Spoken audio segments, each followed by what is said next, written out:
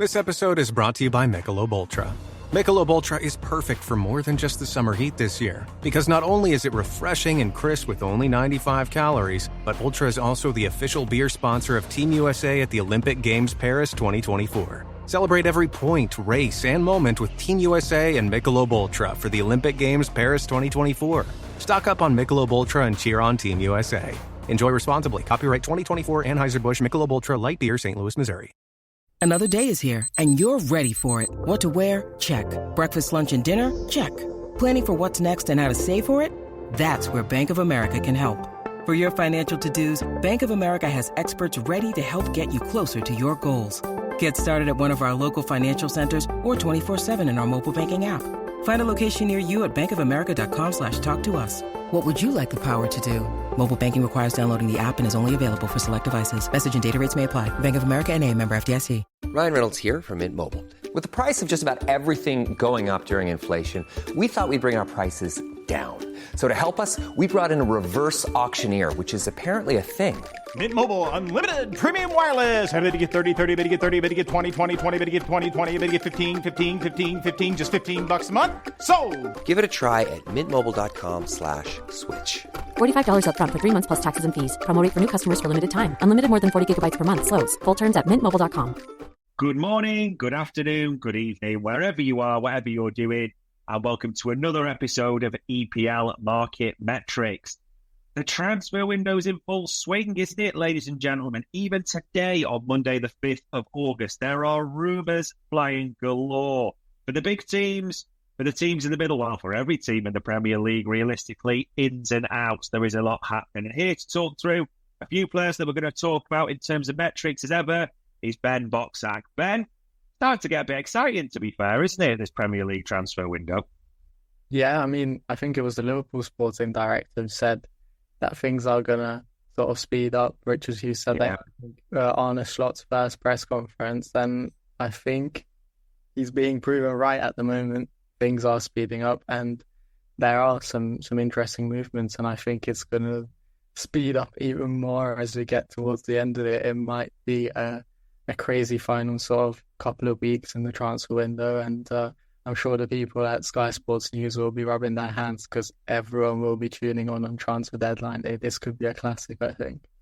Yeah, it does feel like it's building that way, especially with the amount of Ornstein bombs and different things that are coming out. Yeah, and it's funny you said it because you mentioned Liverpool, and that's probably the best place to start because like Richard Hughes, their sporting director, talked about, he said about when the Copa America's over, when the Euros are over, that'll be when things kick off. He even mentioned the Olympics at the same time as well.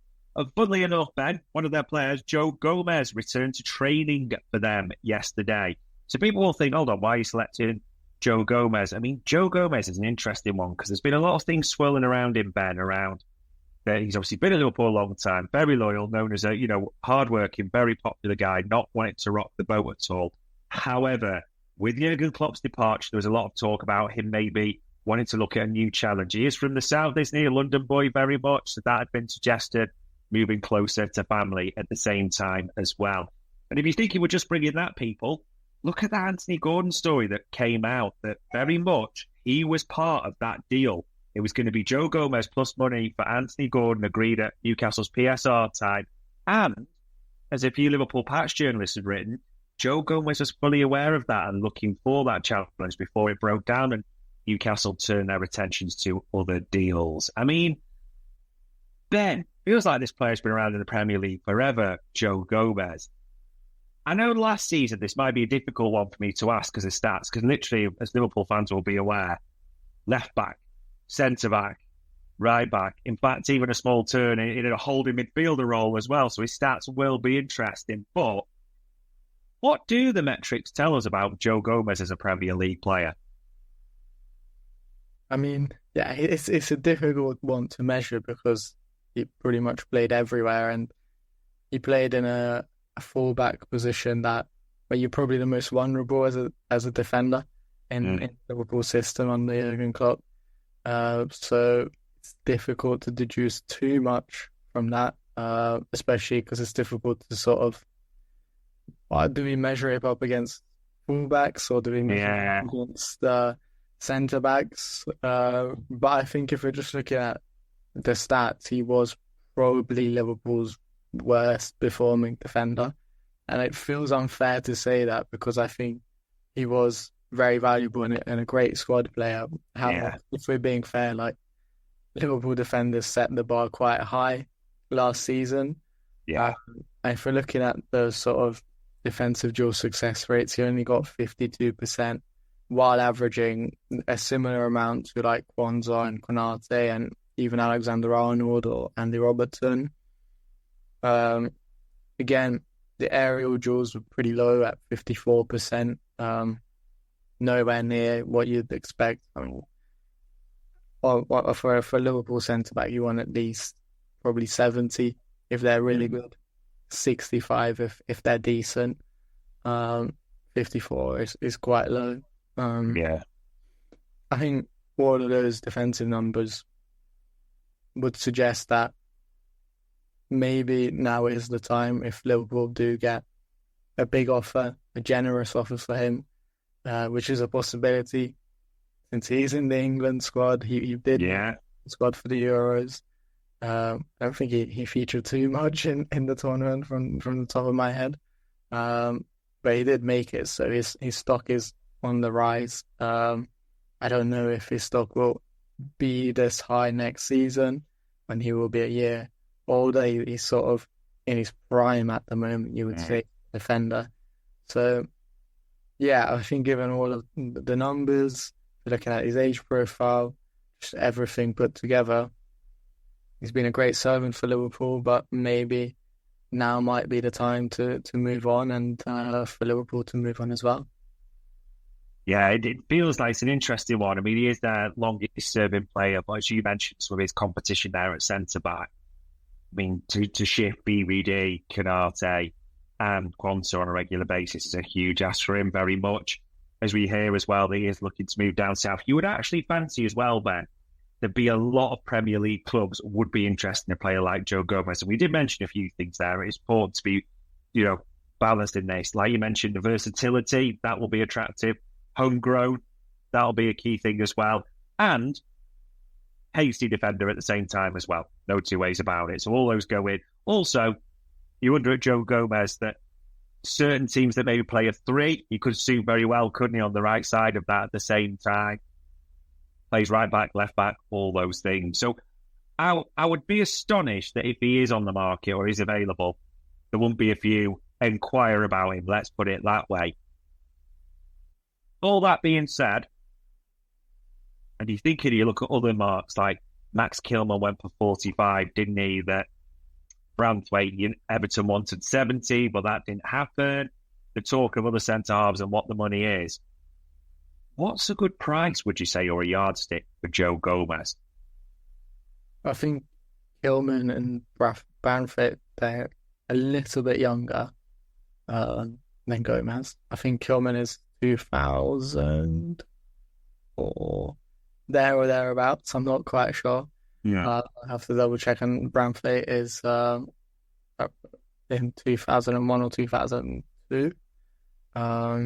So obviously Gomez is 97. So he's got. There you go. Max Kilman is 97 as well. I didn't know that as well. Okay. There you go. I thought he was younger, but yes, I guess because he came from that futsal background and he emerged a little bit later from, playing non-league and stuff. So, yeah, I guess based on that, you got to say Gomez has a higher stock than Kilman.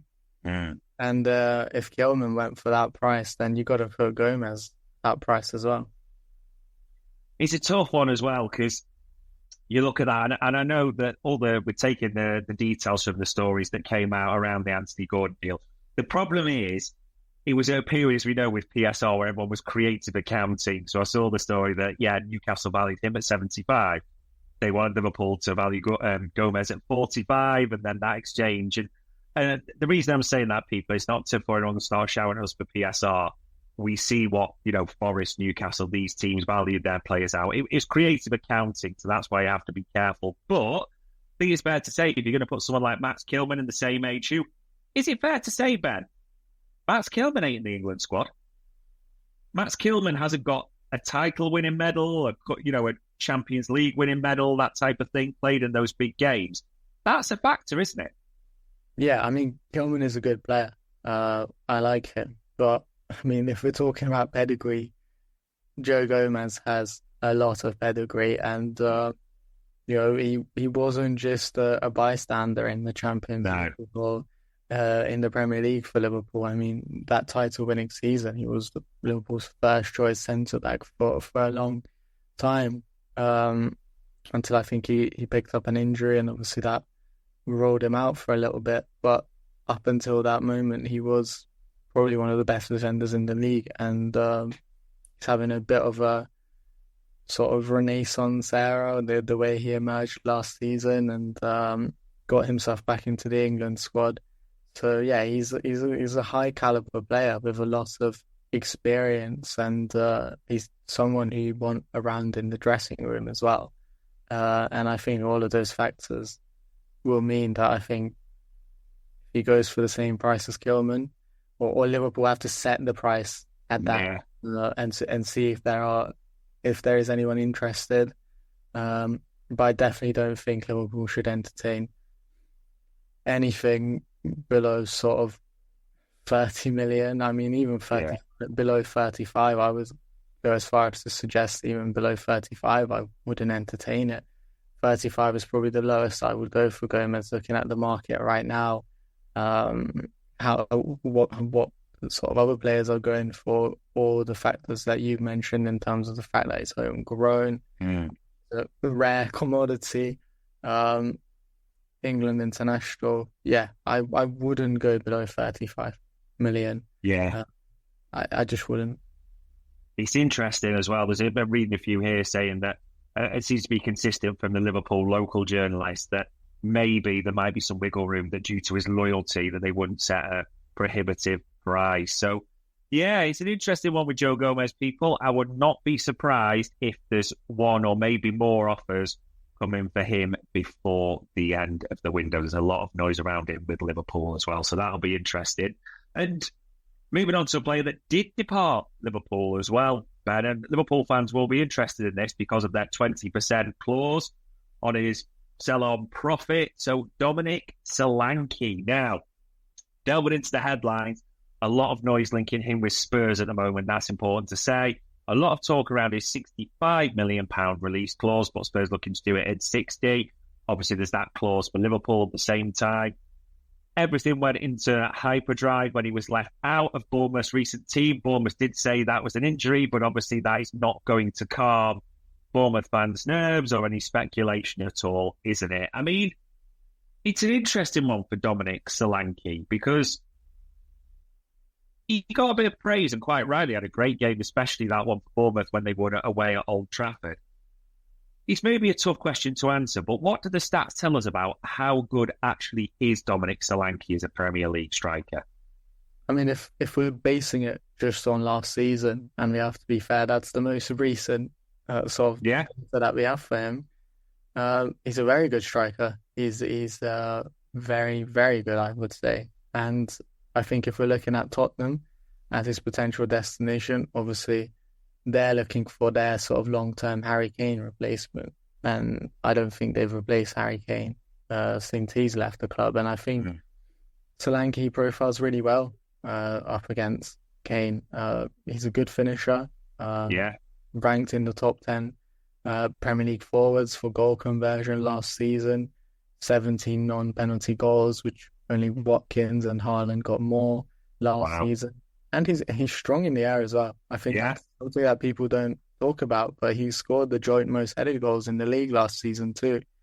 So he's got a wide sort of variety of goals that he can bring you. I think he's good from outside the box. He's good at sort of dropping back in a very Kane sort of fashion. Yeah. Drop back and hold the ball up and bring it forward. But equally, he's very efficient at finding space inside the box and getting himself into goal-scoring territories. And if you're looking at his sort of shot maps and stuff like that, he's very good at getting those shots on target, and the numbers reflect that as well. So I think Tottenham have a really good player here. And I think people probably raise their eyebrows at the transfer fee that's being touted. But unfortunately, like, we live in the modern world where prices are going up for everything, and naturally that's going to be the case for Premier League forwards as well. And Solanke, I think, given the season that he's had, you've got to say in this current market, he warrants that price tag. And fair play to Bournemouth for sticking to their guns and getting the fee that they want. Yeah, it's an interesting one, because even reading here, it says that maybe for 60, but there's not really much. There's not too much difference. I know there is in the real world, but in football terms, 60 to 65 million is not a big jump, as it were, as we know. I mean, you look at it at one point of view and go, well, he is 27 now, Ben, so he should be at peak, but, what will he last? But as you said, when you stack it up, 27, so he is at his peak now, homegrown, and a Premier League forward that has 20 plus goals. That's what we always say is the old traditional metric of a quality forward, isn't it? So with what's on the market, and the fact that, let's be honest, this isn't to upset Tottenham fans before you start shouting, but Spurs not offering Champions League football as well, and Solanke making the jump from Bournemouth with Premier League experience at a few clubs as well, Chelsea and Liverpool. This could probably be one of those deals where everyone's happy. Is it fair to say? I think so. And I think it's one of those deals where if it goes through, I might regret saying this, but I think it will be a success. I think it will be a success. I think Postecoglou has kind of cried out for a number 9, and he's had a lot of number 9s at Celtic who have done well, and at previous clubs as well. His system really relies on a number 9, and I think this could be the sort of missing piece in the jigsaw for Tottenham. So I think Tottenham have done well to sort of pull this deal off without Champions League football. And I'm surprised, other clubs who were sort of looking for number 9s in the market, for example, Arsenal, who are and I think Solanke is an Arsenal fan, although he's a Chelsea Academy graduate. So I'm surprised Arsenal didn't go for it, especially when someone like Victor Gyökeres is quoted at over 100 million. True. Or Victor Osimhen around the same price. I'm not saying Solanke is better than those players, but he's proven himself in the Premier League. Okay, Gyökeres has done it in the Championship, and we've seen a lot of Championship strikers come to the Premier League, like Ivan Toney or Ollie Watkins, and do really well. But at the same time, I think that Premier League, the fact that he's done it in the Premier League is such an important factor. And I'm surprised Arsenal didn't go for it, or maybe another club as well looking for a number 9 didn't go for it. And fair play to Tottenham for trying to get this over the line. And it looks like they are sort of edging closer to it. Summer is supposed to be an opportunity to slow down. But when you look at your kids, you can't help but notice that your kids are growing up fast. Help them build independence as they grow with Greenlight. Greenlight is a debit card and money app for families, where parents can keep an eye on kids' money habits while kids learn how to save, invest, and spend wisely. It's the easy, convenient way to raise financially smart kids. Get your first month free when you sign up at greenlight.com/Spotify. This episode is brought to you by Experian. Are you paying for subscriptions you don't use but can't find the time or energy to cancel them? Experian could cancel unwanted subscriptions for you, saving you an average of $270 per year and plenty of time. Download the Experian app. Results will vary. Not all subscriptions are eligible. Savings are not guaranteed. Paid membership with connected payment account required. When it comes to towing, seeing is believing.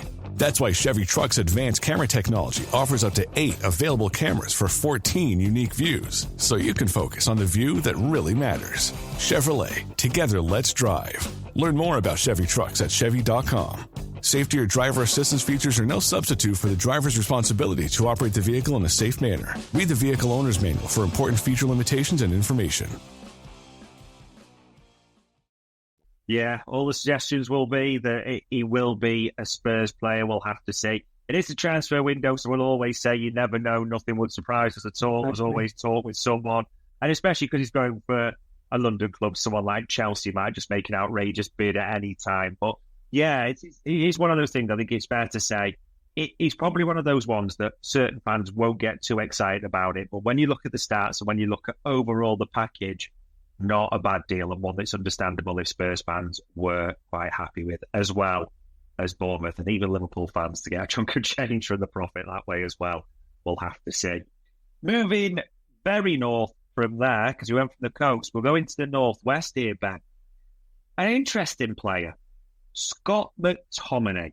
Now, United, there's obviously been talk galore around United, and we've seen them get Euro, Xerxes. There's a lot of players linked, but it very much seems like a dodgy nightclub almost, and they've got to go one in, one out at the moment, United, because of their finance. And a lot of players linked with Essex, like Wan-Bissaka, but there's real talk around Scott McTominay as well. Again, Spurs mentioned. Fulham seem to be the strongest suitors. I mean, it's an interesting one, Ben. It almost feels like he's a derided player, isn't it? Almost one of those mocked players. And you almost feel I felt a bit sorry for him in the sense of whenever United were doing badly, Roy Keane would be there, wouldn't he? McTominay and Fred. They were the front and centre with the firing line. And that was, the battering they took most weeks.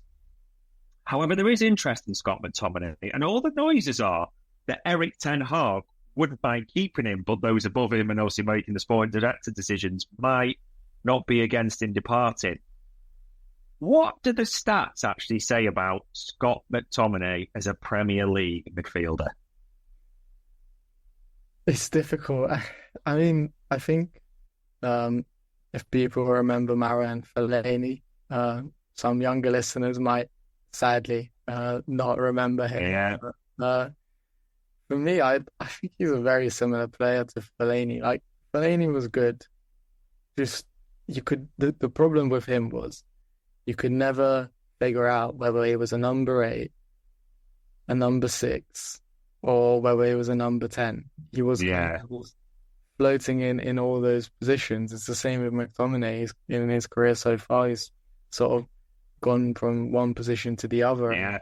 He still hasn't quite found his place. So last season he was a good goal-scoring midfielder. Yeah. Ranked him if you look at FBref, 99th percentile for goals scored per 90 last season. He's strong in the air, which again I think makes the sort of similarities to Fellaini quite strong. He wins, I think, 1.7 aerial duels per 90, which ranks him in the 86th percentile. But the question is, and I have to go maybe full Roy Keane on this, but what does he actually offer in his overall style of play? And I'm not sure he offers much. He's a sort of player that I think in the modern day is very archaic, and I think Fellaini would have thrived maybe if he was like 10 years prior that he was coming McTominay as well. If they were coming through in the early 2000s, when, I don't know, Frank Lampard, for example, was doing a similar sort of role for Chelsea. I mean, Lampard's overall game didn't offer much. He was probably the best sort of goal-scoring midfielder that you could get because he was brilliant at arriving in the box. But we have to be fair. Overall, he didn't offer too much in terms of everything else. He was a fantastic player. But his main strength and the reason why he was considered to be in the same league as Gerrard and Scholes is because he scored goals.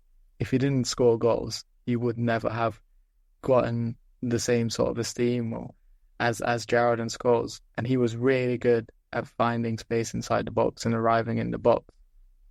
But in modern football, I think nowadays, you need a little bit more. You don't have those kind of midfielders who are just arrive in the box. You want your midfielders to offer more, to press and to contribute defensively and also to be involved in the build-up play. And McTominay doesn't really do that. He doesn't average a lot of passes per 90. He doesn't average a lot of touches per 90. He just does what he's good at, and he is really good at that recently to sort of arrive in the box and score goals. And I think if you look at international football, which is probably about 10, 20 years behind. McTominay is a fantastic player for Scotland and the international stage because he does exactly that. But I think in the Premier League, in modern football, for a club like Man United to aspire to be a Champions League side, I'm not sure if there is space for him in the starting 11. I think he's could be a great impact sub. If you're chasing a game, you bring him on, and he's going to be good at sort of finding space inside the box and scoring goals, and obviously strong in the air as well. So you kind of can go route one, which we see a lot of international teams in Scotland doing, and that's why he's so good for Scotland, I think. But other than that, I just think I don't see him being a starter in this Manchester United team. I can't really imagine that. So if there is an interest from a Tottenham who can maybe afford to have a player like that, and because their system doesn't rely on having to win every game, you can take more risks. You just need to stay up, and sometimes you kind of want goals to stay up or need goals to stay up. For Fulham, for a side like Fulham, I think he'd be a great signing. He'd be, I think that's why Charlie Adams was so good for Blackpool, because we didn't offer much else, but he scored goals. And sometimes when you're in sort of not in among the top 10 sides, or even in among the top 10, so sort of around mid-table or near the relegation zone, a player like that can be really useful. But at the top level, the sort of top 6, or you can even say top 7 now, I don't know how much room there is for a player like McTominay. Yeah, it's an interesting one because he is derided, like you say, for a lot of those reasons. And yet, people will point out that he does have double figures. People will also point out, I get it, that the hardest thing to do in football is put the ball in the net, which he does have a knack for. There's no two ways about it. I suppose with his contracts, I'm looking here and it says that he's got a year, but the club have an option of a year. So essentially, you always put that as 2 years because the club are not going to let that run down at all. But you do fancy that with him having those 2 years when nobody won't be an option, that now is the time to sell him if you go into, because next summer he'll have a year left, or a year older, that type of thing. He will class as homegrown naturally. United will be looking to get a good fee for him because it'll count as profit on the books, won't it, under PSR. What is a good fee for Scott McTominay in this current market? Bearing in mind what we're looking at for midfielders at the moment. I suspect United will have a different valuation from Fulham and Spurs, put it that way. But what are we saying could be a good fee? It's tough. I think if I was United and someone offered me 40 million for him, I would take it. I would snap my hands off for it. I think that's a really good fee for McTominay. I think at 35, you would consider it, but I think 40 million is the fee that you'd be looking for him in this month. Yeah, I was thinking about the same. I suspect Fulham and Spurs are probably thinking a little bit lower, but they also know that, and you have to be honest, the pedigree comes into it. Usually the bigger clubs, when they sell, get bigger fees because of the nature and the way that's always been. So, yeah, I think somewhere 30, 35 wouldn't be a bad deal for all parties, realistically. But we'll have to see. United may have to take a hit if they want to move players on. They may try and be shifting Wan-Bissaka and others first. But, yeah, Scott McTominay's long-term future, difficult to see that as a regular at United anyway. And this one, Ben, this one we had on the docket, just to be clear, people, for a week or so. And it happened about 15 minutes ago, didn't it? It was confirmed. We knew it was going to be confirmed. But Nicholas Fullkrug, I think it's pronounced, the former Borussia Dortmund striker and German international, is now a hammer, isn't he, Ben? That all the reports say a fee around £24 million. Suggestions have added on, so we'll never be quite fully sure what that takes it to. But that is done. It's a 4-year deal. Tim Steiden's there holding his shirt with him. So 2 German lads together doing the hammer signs. This is an interesting one, Ben, because I'm going to be honest. When I first heard Fullkrug, I didn't know he was 31. I knew he was a bit older, but I didn't know he was that old. That would be talking in terms of veteran status. in the Premier League. From what I've seen, almost a bit of a throwback, you'd say, in terms of strikers and the way, he approaches it as almost a pure finisher. He's in the Premier League. He scored at the Euros. Do the stats say he could actually be effective for West Ham? I mean, I was quite intrigued by this as well, to be honest, because if David Moyes was still the manager at West Ham, I'd be like, yep, he perfectly suits that style of play. Like you mentioned, he's a very old school, traditional. Yeah. He's a great finisher. 22% goal conversion rate last season in the Bundesliga. Good. Really strong. It's really strong in the air.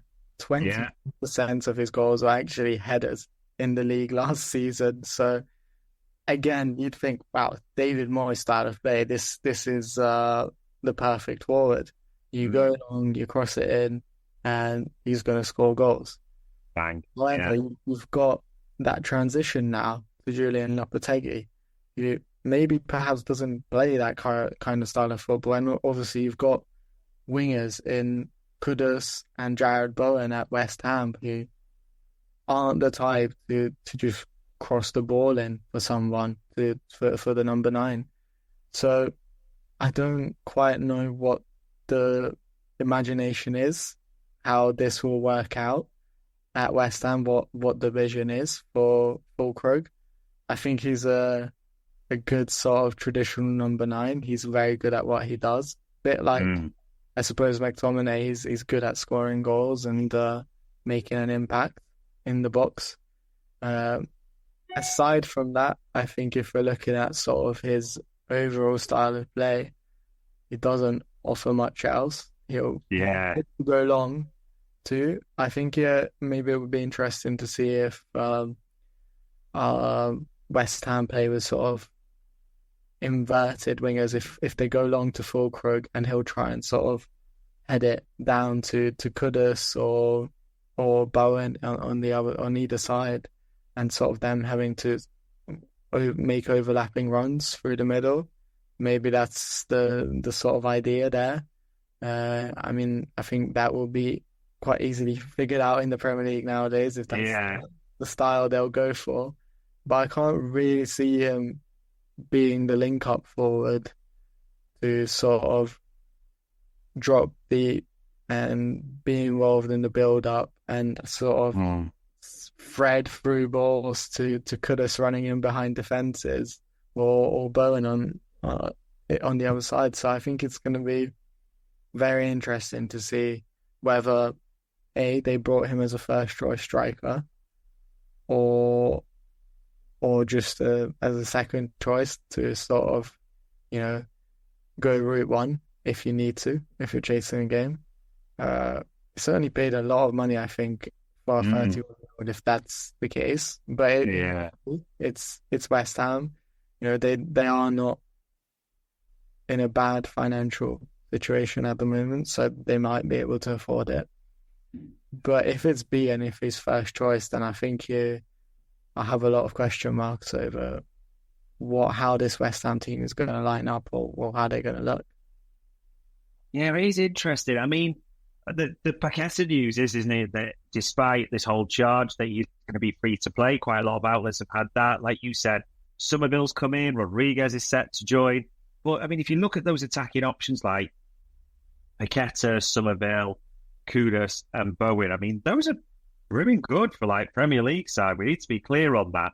Do you think there could be an element of West Ham fans love a number 9 anyway, don't they? They've always had that tradition, Jeff Hurst and all that type of thing. Do you think there could be an element of, because we've got Somerville, Kudus, Paqueta and Bowen, they will create loads. Maybe Fullkrug can just put it in the back of the net for all the chances. When they're looking at that shot conversion number and thinking, well, we're going to create a lot, so let's just have someone who can put it in the net. And he could actually even be a cult hero type of signing that way as well. Possible? Absolutely. I think West Ham have a history of those kind of players. I think Arnautovic was there, wasn't he? And he was a bit of a cult hero. I could see Fullkrug becoming that kind of a thing. Like, I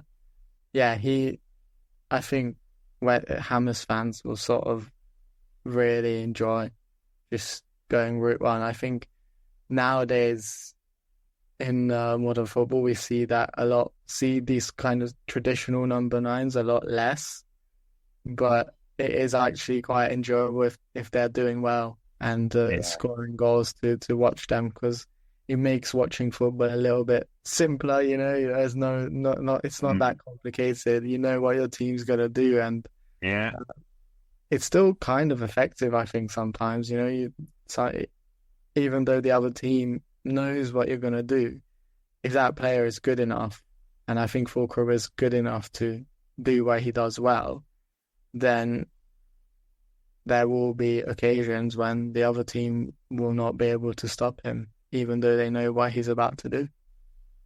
Yeah, it's just very true. It's always knowing someone's a brew or good in the air in the box. Stopping it is a completely different thing. So we'll have to see how successful that one is, because that one was done, as we say, it's about half an hour ago now. So we'll see what happens. But there we go, ladies and gents. Joe Gomez, possibly a good deal for all parties if they can get that done for a centre-half with real pedigree. Dominic Solanke, we think that especially if it is Spurs, that could be a success all round, especially if it's a good feat for Bournemouth. They'll be happy with that. Scott McTominay, be an interesting one. I don't think there'll be many United fans too upset if he does depart. And West Ham, well, they will be looking for a cool hero with Nicholas Fullkrug, thinking he might be the man to smash in the goals, while your Somervilles, your Kudos, your Bowens do all the rest. So we will have to see. So, as ever, we are at the end, ladies and gents. All it leaves me to say is, Ben, for the time, the stats and the insight, mate, much appreciated. Yeah, thank you for having me on, and I really enjoyed it. Yeah, hopefully he'll start to really wind up and things become to fruition next week. We'll have to see. But on Monday, the 5th of August, ladies and gents, that was your EPL Market Metrics. Sports Social Podcast Network.